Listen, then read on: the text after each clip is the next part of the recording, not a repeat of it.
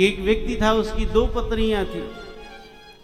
रात्रि की वेला में वह शयन कर रहा था तो चोर आए चोरी करने के लिए।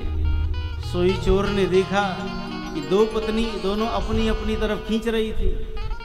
वह बेचारा परेशान, तो चोर जो है वह उसको देख करके, उसकी दशा को देख करके मुस्कुराने लगा, हंसने लगा।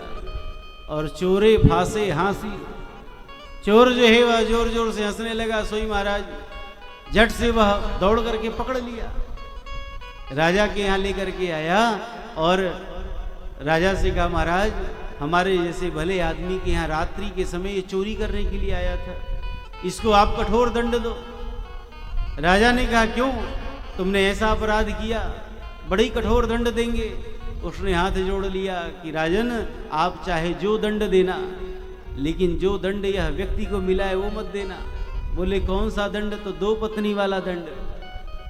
आज इसी के कारण मैं पकड़ा गया, इसलिए यह दंड मुझे मत देना। तो यही बात जो है वह देवहूति मैया कह रही है कि 2 पत्नी वालों की तो ये दशा है कि एक जगह ठिकाना नहीं लगता है, भटकते रहते हैं, भटकती आत्मा हो जाती है उनकी। और हमारी तो 5-5 पत्नियां हैं, 5 ज्ञानेंद्रियां, यही तो हैं। कर्ण अपनी तरफ खींच रहा है कि बढ़िया बढ़िया गीत सुनने को मिले, नेत्र अपनी तरफ खींच रहा है बढ़िया दृश्य देखने को मिले, घ्राण अपनी तरफ खींच रहा है बढ़िया सुगंध मिले, त्वक इंद्रिय अपनी तरफ खींच रहा है बढ़िया स्पर्श मिले, जिह्वा अपनी तरफ खींच रही है बढ़िया बढ़िया खाने को मिले।